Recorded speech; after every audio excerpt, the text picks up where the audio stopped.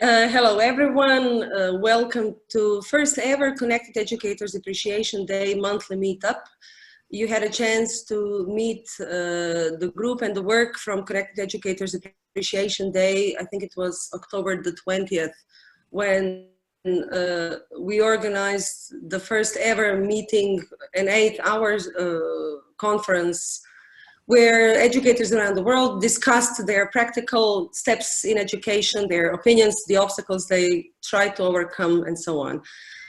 My name is Vlatka Butkovic. I'm the director, the principal, and partly curriculum designer in Butkovic Education Centre. Today, my school team and I will try to describe the steps that we take in order to bring our students, to prepare our students for the real world. So, Iskra, Sunčica, Anita, and Vlada, would you please be so kind to... Oh, Sandra is there. We have an attendee. Okay, so Iskra, would you please say something about yourself? Hi, my name is Iskra. I'm from Zagreb, and I'm an English teacher at the Butkovic Education Centre. I also teach Italian, but not so much this year, unfortunately, because there's a lot of English. So yeah, that's for me.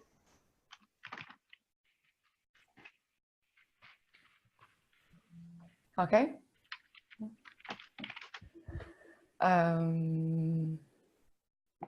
Okay. Yeah, you can go. Okay. Hi.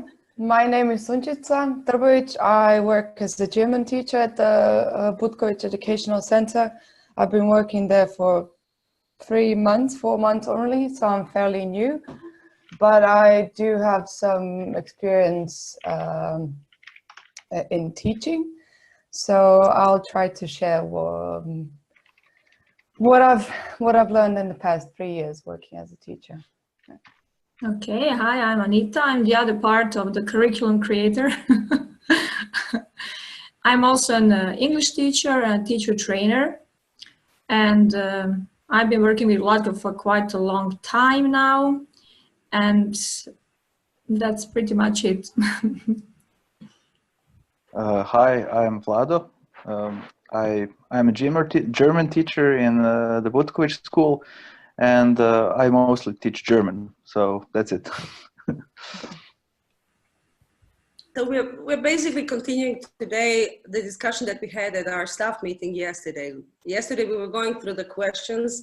Sunčica pointed out that there's so much theory in talking about education and that there aren't many or definitely not enough examples from the practice. We hope to provide some today, and if we get too theoretical, just give us a nudge, raise your hand if you're an attendee, and we can see a question, we'll answer to your question. So first, I spent last semester talking to many of our students, trying to figure out how they feel in our school compared to the public school. I'll just quickly explain that Butkovic Education Centre is a private school where students attend mostly language classes and then robotics classes, communication skills courses, and so on. But after they come from their public school. So we don't see them every day, we see them once or twice a week, which is very challenging, something we talked about yesterday. The first question that we'll discuss today is how to achieve a relaxed learning environment. What I've learned from our students is that they really feel very welcome in our school. And this is the biggest difference that they point out compared to the public school. I'd like to wrap up your thoughts and let you, because you are much more involved with the students recently than I am. I teach less and observe more. So Iskra, Sunčica, Anita, and Vlada, whichever turns you take. How do you see your role in making it happen, helping students feel that relaxed and that open so that they, well, they basically never stop sharing their thoughts. I don't see them really having any breaks. Whoever wants to take the turn. Well, I try to be as honest as I can with my students. I think that's one of the most important things.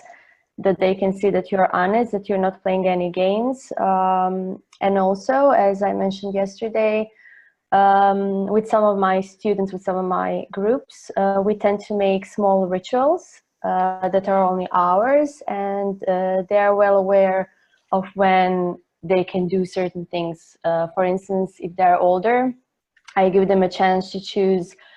I mean, we have to do grammar basically every time, and that's something they really loathe, but I give them a chance to choose which part of the class they want to do the grammar in, and then which part of the class they will do something more relaxed. So yeah. Okay. If I may add, what I really think the most important thing would probably be establishing the relationship, just as Iskra said. Basically, this is it, establishing a personal relationship with your students. And I mean, the whole idea of our school, not just like my class or Iskra's class, like all classes and all teachers who work there, is pretty much to, you know, it feels relaxed from the moment you walk into the school. You know, so with all the little pictures and things that kids do, and the way they are greeted, the way, you know, like when I have little kids, there is always a cartoon waiting for them when they come into the classroom. So while you're like checking their homework or something, there is always a cartoon, and they can just watch and like sort of easily get ready for the class. And this personal kind of relationship also requires a lot of effort from you as a teacher. You have to show that you care, and they have to sort of feel and realize that you actually care about what they do and how they do it.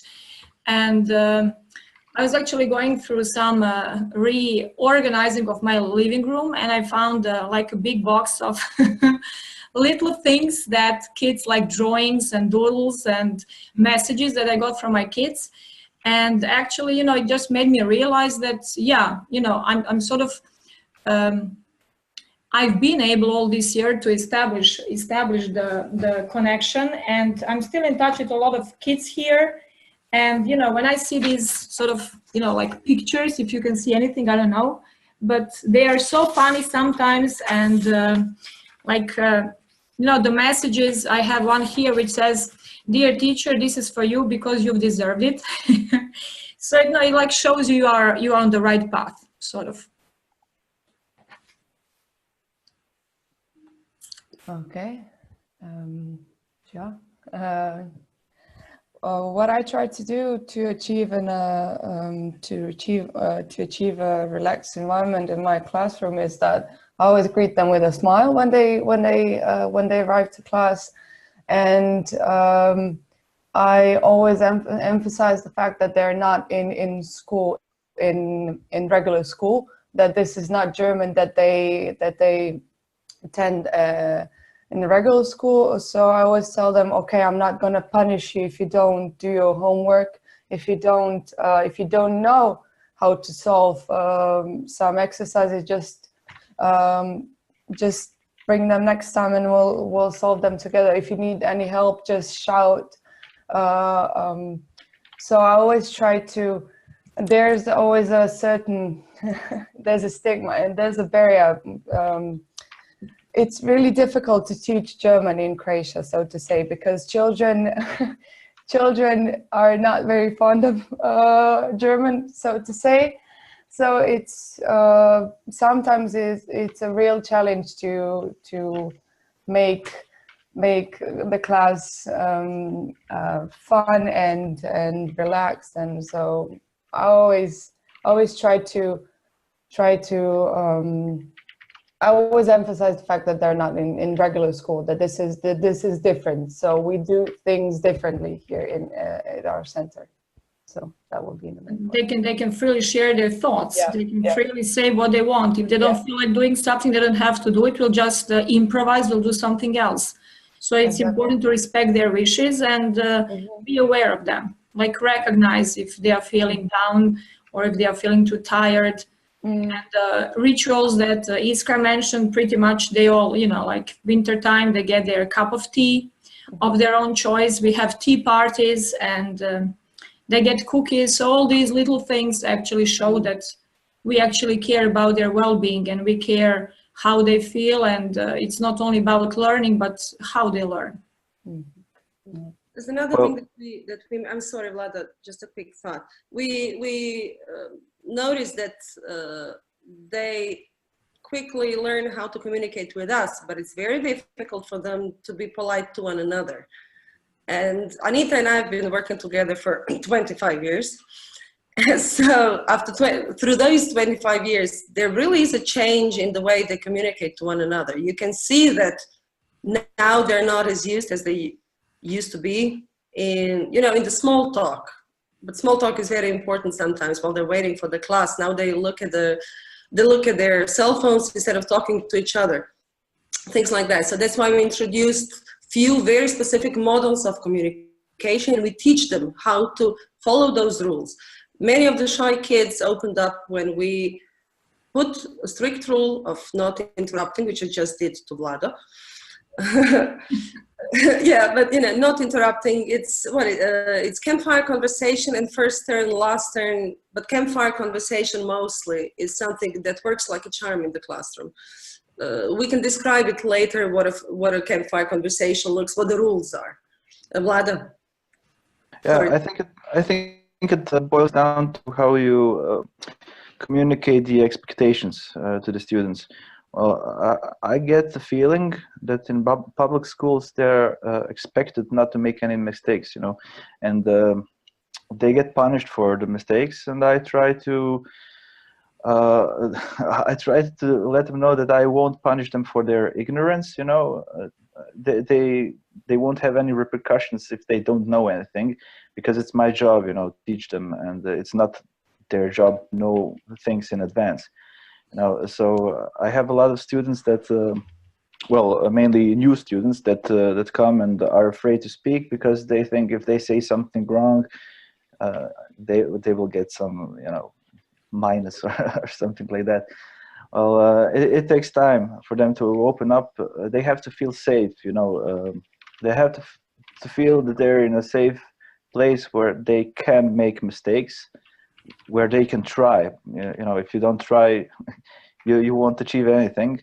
But I'm afraid that public schools are fostering this kind of thinking, you know.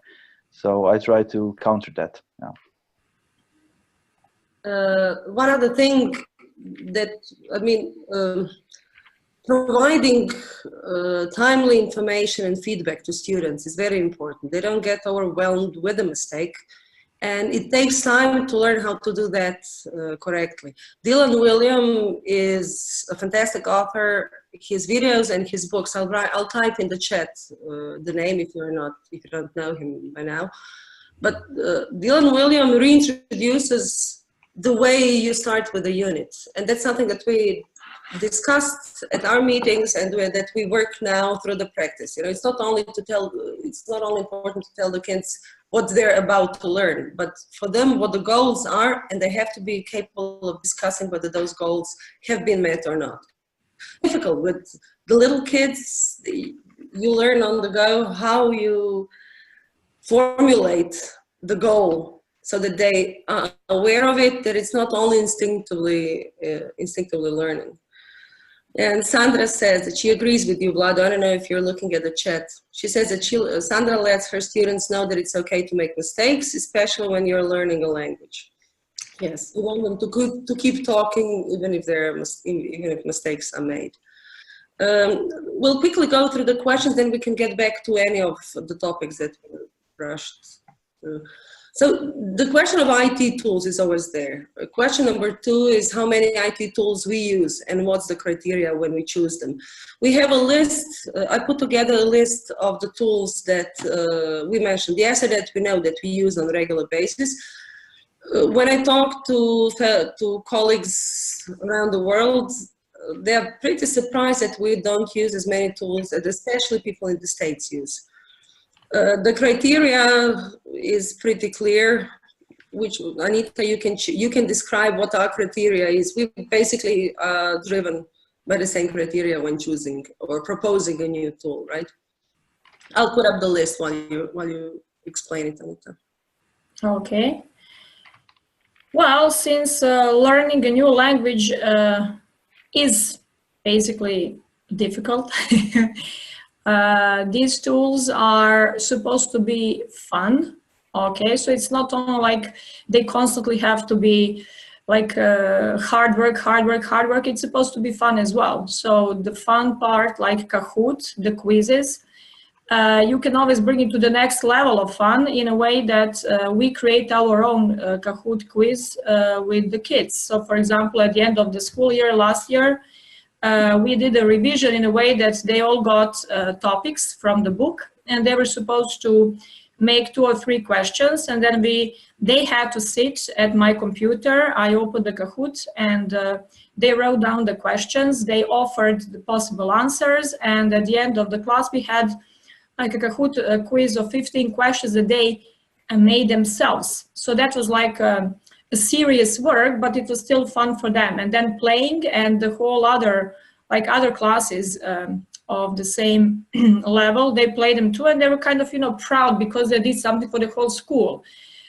So these tools are supposed to make them feel like they're making more progress, they're having fun along the way, and just to keep it sort of close to all these things that they are familiar with, like using their phones, because usually they are not allowed to use their phones in public schools. Here they can just use their phones for like really productive purposes. And being on a computer is kind of something they do every single day. So why not sit in a class, do something for the whole class or for the whole school? So these are a lot of like little things that you can use these IT tools in a way to make it more creative, actually. Yeah, and maybe more dynamic, right? Because Kahoot is really, really dynamic. My kids love it. And they've learned so much just playing Kahoot. They learned so much grammar at levels at which grammar is really not done in a direct way. They've done so much through Kahoot, and as you said, yeah, they love to make their own quizzes. Also, there is one tool, or I don't know if it's a tool or is it just a web page, but our colleague Maggie found out about it. It's to make your own Jeopardy. And my kids really loved it. Some of them even made 2 Jeopardies for the next class on various topics, and it was very dynamic, very interesting, very different, and they're still learning. And kids and even the grown-ups, we all learn faster if it's fun and if it's more dynamic. So yeah. The link to that website is on the list that I posted in the chat box. Yeah, I think Sunčica, you will agree with me, since we're both the German teachers. We're kind of we have a special we're in a special predicament with German and Croatia, since it's definitely the second most common learned foreign language in Croatia. But I'm sorry, even though no one admits it. yeah. But the exposure to the language is disproportionately lesser than English. We have English movies, English video games, books, and so on. But the German is kind of on the side. So. Since in language learning, language production is important, but exposure to the language is even more important. So I try to select the tools that will maximize the exposure. It will perhaps sound archaic, but YouTube is a very good tool for that. Another fun tool that I like to use is called Babadoo. So it's a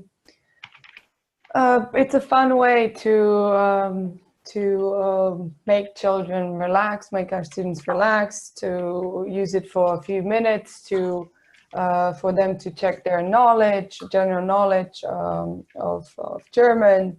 So among together with all the other tools that my colleagues mentioned. So YouTube always, and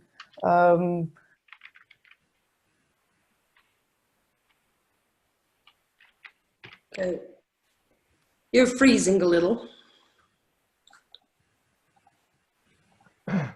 He froze. Good though. Yeah, I wanted to say about Babadoom is a great tool, you know, because it gives you, it's not just for German, for any foreign language, it gives you, I don't know how many words, you know, you can practice, and it's very nicely done. It's a very good design, you know. But you know, learning a foreign language isn't just about acquiring new signifiers for concepts you already have, you know. The part of that is forming new concepts which don't exist in your language, you know. So I think it's important to hear and to see how the language is used by native speakers, you know. Well, it's funny when you see a person who's learning a foreign language and they use it as they would use their own language. So it sounds kind of, you know, clunky. So I think it's important to expose them as much as we can to native speakers. Yeah. Can you please, Vlado, write down how you spell Babadoom? Ah, okay. Thank you. Yeah, so I mean, we keep trying, we keep test driving, and we are getting ready to start with some of the new tools. It's Flipgrid is what we want to try. We keep talking about starting with Flipgrid, but time flies, and as Iskra said yesterday, there's so much to do that we have to do that's in the program. That's the biggest obstacle, is to find the time to introduce a new tool and learn how to use it quickly enough that it doesn't take away time, but it gains on the other side. So we want to learn how to use Flipgrid. We're working on that, and we should be okay during this semester with it. Plenty of advantages that I've heard with Flipgrid. And since Anita and I wrote textbooks for English as a second language, what we need is audio material. And the idea is that students create the audio for some of the texts and dialogues in the book. Therefore, we have to learn how to create podcasts. So here in the chat box, you can see a link to a very, very good presentation that was that I attended at Change Global this summer. And I warmly recommend to go through that presentation, and there's the contact from the author of the presentation, where everything you need to know about podcasts and the advantages of podcasts, everything is there. I learned a lot during the session, but then I have to dig in and find the way to, you know, for our kids to just start using the apps that I recommended there and make it part of our classes. That seems like something that shouldn't take too much time, because kids are very proud when they have to record something, when there's a trace of their work. And since we designed the website that is a follow-up to the books, everything that's in the book that has a small symbol will be found on the website, which will be actually designed by the students. So that's our goal. All the tools that we use are there to make learning as fun as possible and as faster or more thorough as possible.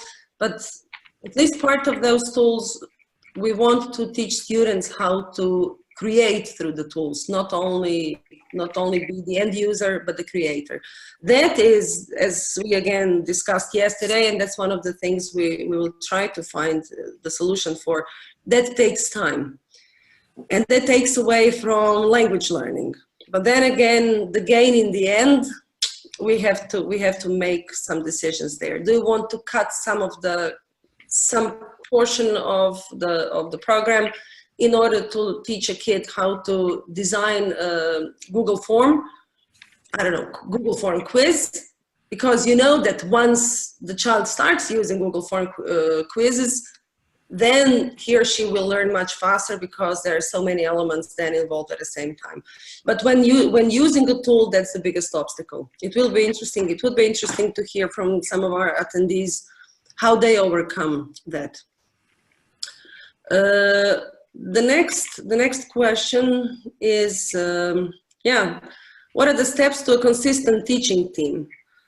Our Butkovic Education Centre is luckily well known for the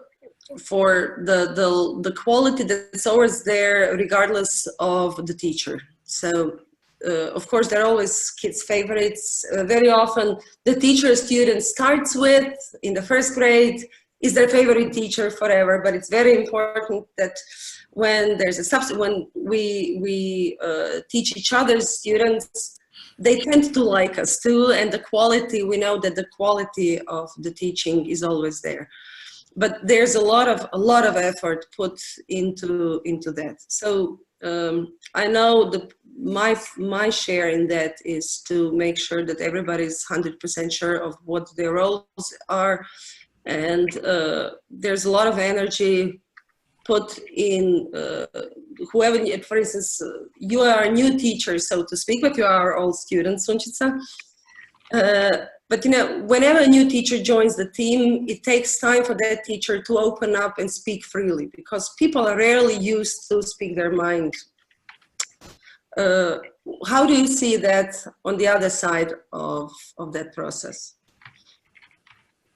Okay, so I'm a former student and my brother is also a former student of Anita's actually. So I attended German at Butkovic Centre. I don't know, 10-15 years ago. Wow. I remember, but I do remember how it looked like, and I do remember the classes, and my brother does remember Anita. Anyway, okay, just a small digression. So I think that what's really important to when trying to achieve a coherent team is that you mustn't ever be so to say ashamed or afraid to speak up, to share your thoughts, to share your ideas, or to ask for help. When for example, when I don't know how to solve a problem, or I ask my colleagues, which tool do you use for this or that, or what can you tell me how to make so to say German easier for children, not in the sense of like how to teach them the language, but how to I ask them if they have any creative ideas about anything. So I think it's really important to be open with each other, and always to criticize also each other if something's wrong, but also to give to provide an alternative to and yeah, always to help each other. I would say like that. That's the point. Yeah, that's what usually staff meetings are all about. When you get together with all the teachers from all the languages that they teach, basically exchanging ideas, exchanging experiences, good and bad, because there are, you know, some experiences which are not that peachy and that great, but learning from bad experience is also a great thing actually. And helping each other, sharing, you know, what we do is like on the go. You find something, you just quickly share with everyone. Oh, you can use this link if it's convenient for your class, we just leave it for later. And then if it's like really good and you had a great experience with it, we just talk about it in more detail at staff meetings, and you just help maybe other teachers who haven't really realized how great the thing is. You just show with your own example how it works and how it can be used in the classroom in a much better way. So basically this constant sharing of experiences and help, and like what Sani said, like criticizing in a constructive way, okay? And you know, we also have to admit our own mistakes. And if there is something that I find a problem for myself, it's okay to say like I have a problem, and then we all put our thinking caps on and try to figure out how to solve it for one person, but all together. Because, you know, a lot of teachers face similar problems. So it's important to talk about that too.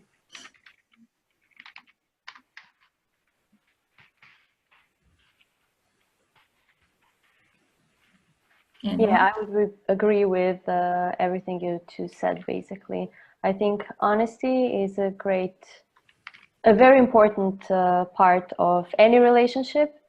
So yeah, I think that's something that we try to build on, and also sharing, because people sometimes can be very, very selfish, and you know, when they find something good, they won't share it with you because they want to be the best teacher ever, which is thankfully not the case in our school, because we really like to share with everyone, and it's something that really makes the day easier, especially when you have a lot of classes. You know, to have somebody to help you out that you can rely on, I think that's a very, very important thing.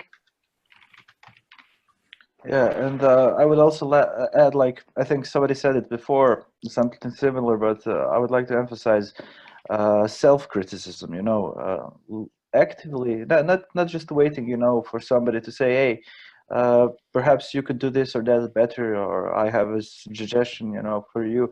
Well, that's good, but actively seeking out our own blind spots, you know, actively seeking out our own shortcomings and trying to fix them, and perhaps suggesting from that basis, you know, suggesting to somebody else, hey, you know, what I noticed, I did this and this wrong, and you know, I try to fix that by doing this and this, and perhaps that can help you. I don't know, you know.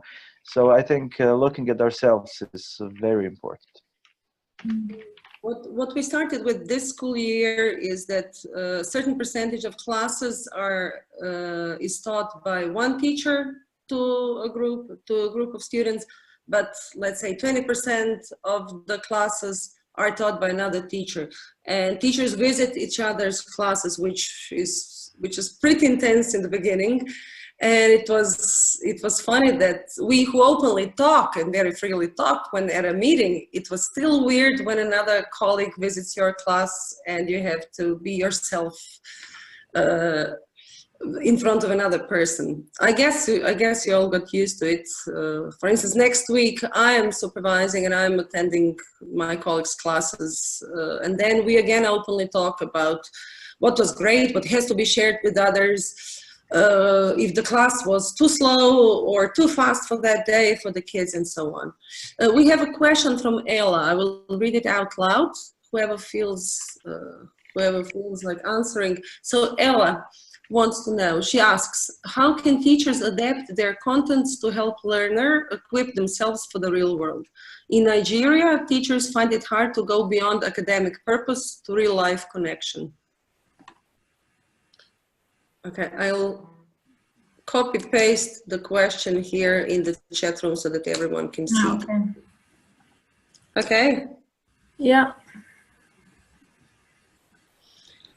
Well, while you're reading it, I can, I mean, our hands aren't really tied by, we designed the program, so it's easier when you design the program, and our program is pretty much alive. The first year, it was 5 years ago, before we wrote our own textbooks, what we did is I came from a CISA conference, overwhelmed by Michael Forduk's session, who said that whatever, you have to start with something within the next 7 days, 14 days maximum, or you never will. And I was very aware that the students didn't recognize themselves in the topics that were discussed in their textbooks for English learning. So what we did is, on Monday, after the conference, the kids came into the classroom, they had their textbooks with them, and there was a pile of pieces of paper on the desk. And they were allowed for the first time to choose which topics they really don't want to go through. The first classroom I did that with was first grade, 8th graders.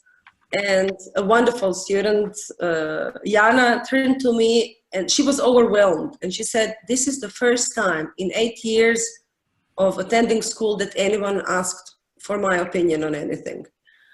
She was totally taken by the possibility to say, I really don't care about science or universe or space, but I love horses. So there was a topic about animals and pets, and she was totally into it. She has 3 pets at home, but she never looked at the stars, and she didn't feel like dealing with it for the whole month. We rearranged the whole, whatever was left of the program, that was March, so it was March, April, and May. Whatever was left of the program, we let the students teach the topics they're interested in and be less involved in the topics they're not interested in. There was the minimum that had to be done, that we had control over, but the students were finally much more involved than ever before in deciding what they want to learn their language through. And from the next year, when Anita and I started writing the books, it was the students who chose all the topics that are in the books. Yes, this is the luxury that we actually have, and most teachers don't have, unfortunately. So it's something which is really fantastic, and the appreciation that you get from the children is unbelievable. They really feel important in the whole process. So it concerns them, and nobody asks them, but when you ask them, you just how to adapt. The question was actually how to adapt their content to help learners equip themselves for the real world. I'm sure it's not easy if you do have a very strict curriculum that you have to follow, but asking what Vlatka said, whatever was in the book that was prescribed by the program, we still found a room to let or give the students the freedom to choose and how they want to do it. So even if you have to do something, you can simply do it in a different way. So let them decide, just ask them, and I'm sure they will have ideas. If they can't really, they don't go beyond academic purpose to real life connection, they never think that way because they never asked these questions. But once you start asking, they will start thinking that way, and then easily they will more and more easily actually come up with ideas themselves. So you just let the kids help you with teaching, basically. Get them involved in the teaching process. There's another thing, that kids really prefer learning from each other than from us. Yes. If you find that one kid that's interested in a topic and sees the connection, because there's usually at least one, then let that child take over, and they will be more willing to learn from that child than from you. That kid will do much more of the research than any other child in the classroom, and will be much more contagious with the passion for the topic than if you do it. Yes. And it's amazing what you can find out about the students. You ask them questions, and then I start talking, and wow, you have, gold medal in this and gold medal, and we just had no idea. So you can use all these things actually for a kind of a positive push, how to get them involved. Yeah, I just wanted to, Vlatka, what you said, students learning from each other. Well, I have my own interests, I have things that I like, that I don't like, and so do the students, For instance, I don't care about fast cars, but hey, you like fast cars, so tell me something about it, but in German, And then there is silence in the classroom. In German, of course. German silence.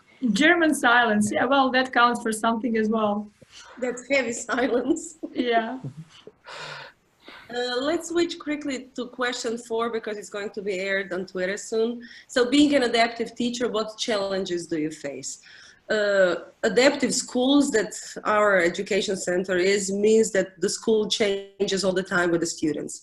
And it requires a lot of flexibility on our side. You have to be very cautious, to be a good listener, to observe well Iskra, you were great yesterday when you said that the books that Anita and I wrote are too heavy, too difficult for the students that didn't start our course at least 1 year before. So for the newcomers, our books are just too pumped up with the material. But how did she see? You read the expression on the face of one of your students, and that's when you went deeper into that, you realized that you're on the right path, right? So the question is, being an adaptive teacher, what challenges do you face?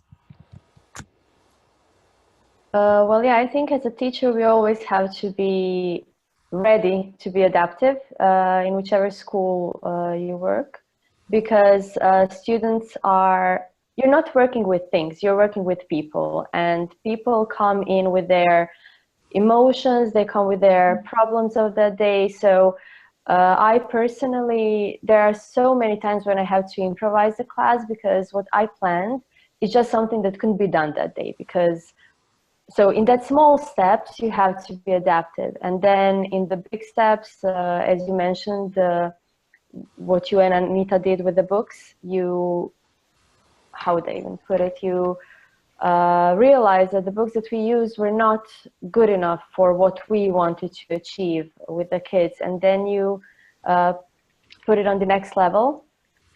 And we always try to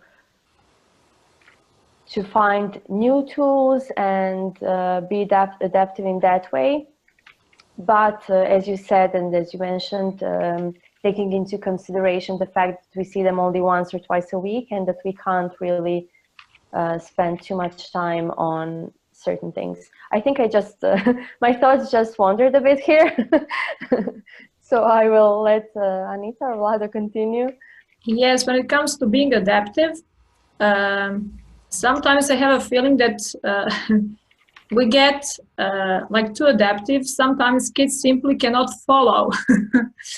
They come from public schools where the system is quite rigorous, quite rigid, and not very flexible. And when they come to our school, and then we have to really be careful how much we change things and how fast we do them, because they have to have enough time also to adapt to all the changes. You know, you realize there is something going on and that should be implemented, but you know, sometimes kids are just not ready for that. You just have to let some time pass and then see if it's the right moment, if, you know, because too many changes and too many adaptations can also be counterproductive. So being adaptive, actually, it means like sometimes what you see as a good thing, you have to find the right timing to do it. So it's not only about the idea of adaptive, but the idea of like doing it at the right moment. You know, as I said, coming from the public school, they very often have different expectations. And even though, you know, if they spend enough time with us, and like year after year, they will find it easy to adapt together with us. But new kids, you have to take into consideration that some kids are new kids and they need time, first of all, to get used to our way of teaching, and then, you know, to a constant kind of change. So I think, you know, it's important to be adaptive, but it's also important to give them time to adapt and then take it step by step. And it's good. Anita and I are a good example of the opposites that attract. So I keep bringing new ideas. Yeah, you keep pushing and I keep saying no. I keep pushing and Anita puts her foot down. She says, yeah, but I have to deal with 7-year-olds that don't get it. So tune it down a little. So it's that the game starts with us. Then Iskra, for instance, Iskra has classes not only in our main building, but in some of the buildings that we rent from public school. So there are other boundaries that I may not be aware of. So then she has to tune that down or adapt, and she brings back the new ideas, uses pieces of that. But it's the constant talks and questioning it, and sometimes going home sad, like I did yesterday after the meeting, when I realized that I was so excited about the book that frustrated the child in the end. So Yeah, but then we decided to write a new book that will be Yeah. you know, in between those two that we have. So great, you know. I have to say that whenever I talk about my team, nobody believes me, that people really don't mind saying what they think, and they don't mind be open about it, and it's not always, I mean, not a pleasant talk. It's not the talk you hope for, but in the end it's useful, and you take it home and you know that it had to happen so that something would shift to a better direction, or at least, you know, to give it a try, to give something else a try. Vlado, I managed to interrupt you again. No, well, just considering what an adaptive teacher is at all, you know. So what does adaptive mean? What are you adapting, and what are you adapting to? You know, these are different questions. You know, we can talk about adapting, you know, using different IT tools, or, you know, and if we see that doesn't work, we just ditch it or switch to something else. But I think it goes deeper than that, you know. What Iskra mentioned, we're not dealing with things, you know, we're dealing with people, with persons. So I think the main two guidelines in that should be, well, for one, common sense, and for the second part, empathy. You know, you have to be able to see the situation, to scan it, and then to well, adapt to that situation that you have before you. You know, if you see that what you wanted to do today is not appropriate for any reason at all, you should try to do something else instead. You know, you have to be sensitive to the situation you have right before you. You know, it's not just a question of your whole plan in one school year. I wanted to do this, I wanted to do that. You know, it's a day by day thing. Actually, it's a person to person thing. You know, so I think that's the main main area where the adaptiveness has to come in, you know. Mm-hmm. Okay, well, we'll go to the last question, because I mean, we'll mention this again. What skills do we need to teach students within any curriculum? This is going back to the title of this session, and that's preparing kids for the real world. So what skills? It's the topics. There's always there's a subject. There are topics within the subjects. But what about the skills? Well, I'd say that one of the most important skills is critical thinking. And I have some kids which really, they're so not used to being asked questions. When we have like a discussion or something, they're not used to saying their own opinion. They even can't form their own opinion. They even don't have an opinion because they're not used to, they're not usually put into a position when somebody asks them about their own opinion. Now, I think this is something that connects to the question that we had earlier from Ella, right? Ella. You know, teaching kids to think differently, to teaching them critical thinking, I think that's one of the maybe most important things, to make them think on their own, with their own, to form their own opinions and not just following what they heard from someone else. And also what I think we can do it, especially by dealing with certain topics that are important to them. So yeah, that's also another way how to bring the real life into the language teaching process, to do the language through the topics that are really, really important and close to heart to the kids. For instance, there is this show 13 Reasons Why, which was all the hype last year. My students were really shook, and I realized one day that they just wanted to talk about that. So we sat down, we discussed it. It's an important issue. It's an important issue, especially for that age. And I think that's maybe the most important thing, dealing with the problems that they deal with, and making them realize that they have to think with their own heads and form their own opinions on topics. Yes, keep it relevant for them, so they can connect easily. But also what we introduced a few years ago, like communication skills. Like I remember first time I realized that kids actually lack like basic communication skills. I mean, it was a trivial kind of example. Kid was supposed to, he was like 12 years old, and he was supposed to retell a story from the book, and he just couldn't do it. So I said, okay, so let's just do it in Croatian. Can you tell me in Croatian? And he couldn't do it in Croatian. And then you realize, you know, like retelling was the problem for a lot of kids. So what we did, we introduced these presentations that they were supposed to learn how to make.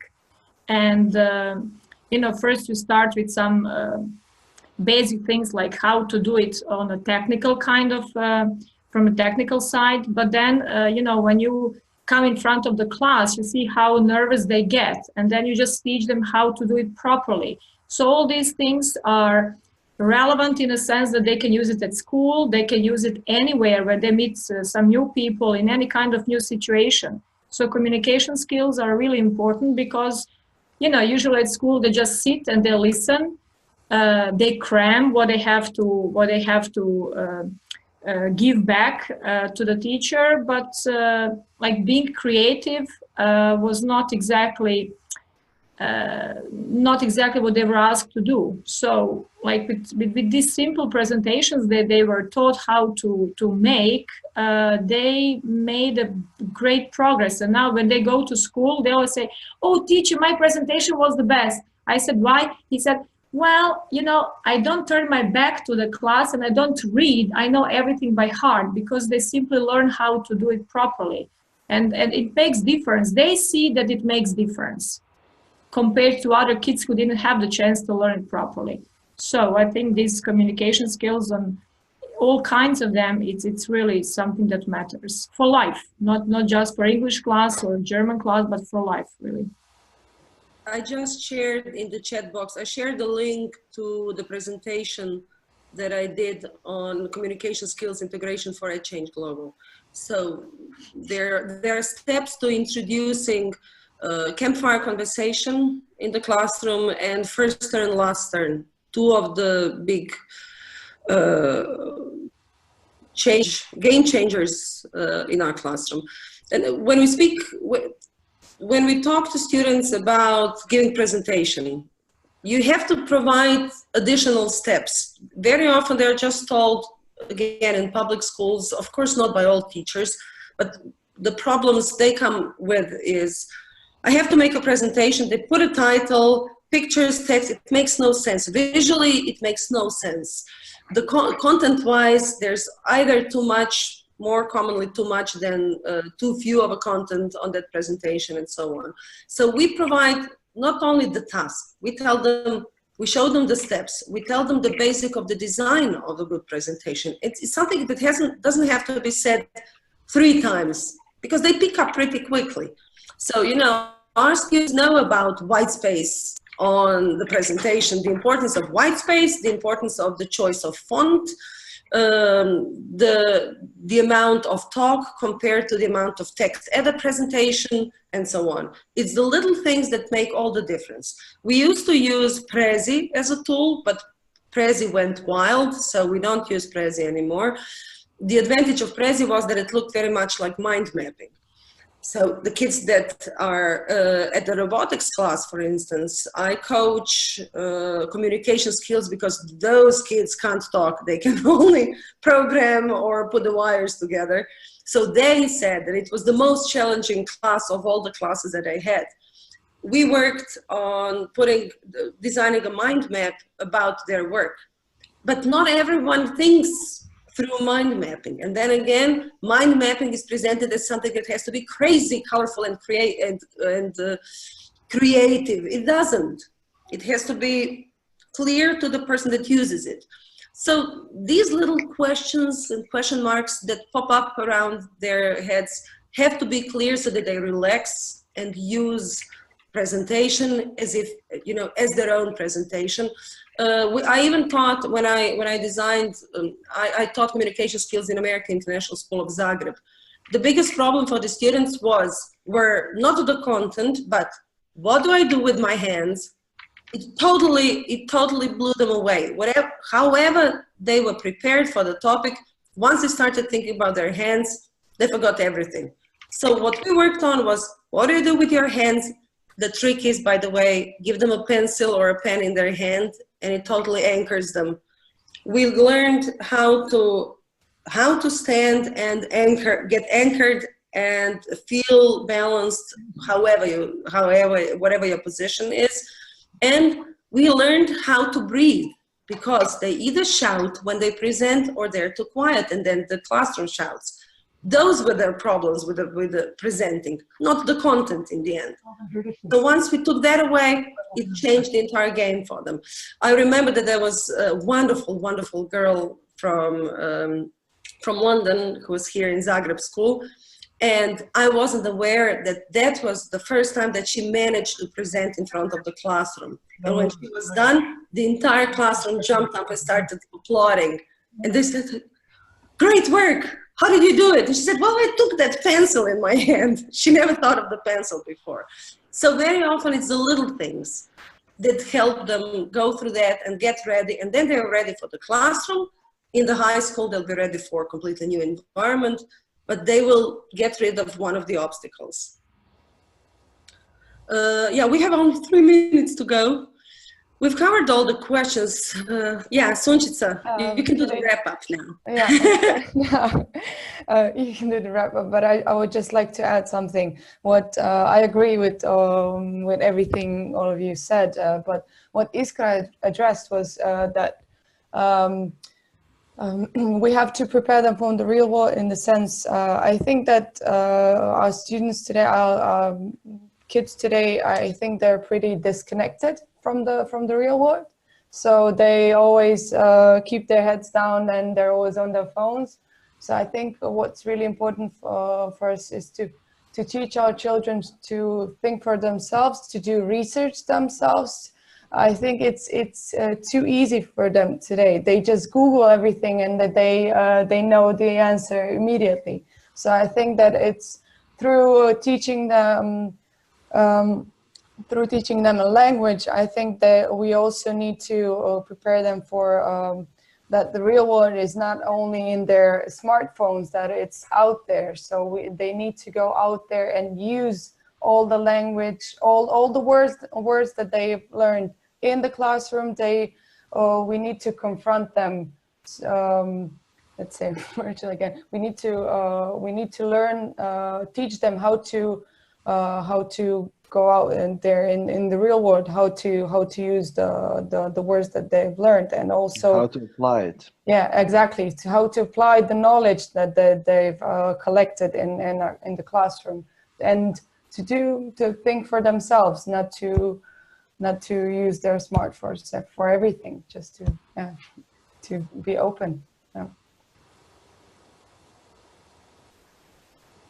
And to our viewers, you can join the blog and become a blog member on Connected Educators Appreciation Day. You can post a blog on the live website. Any thought that you have, any practical work that you do, you can share that on our website. Okay. Thanks everyone for participating.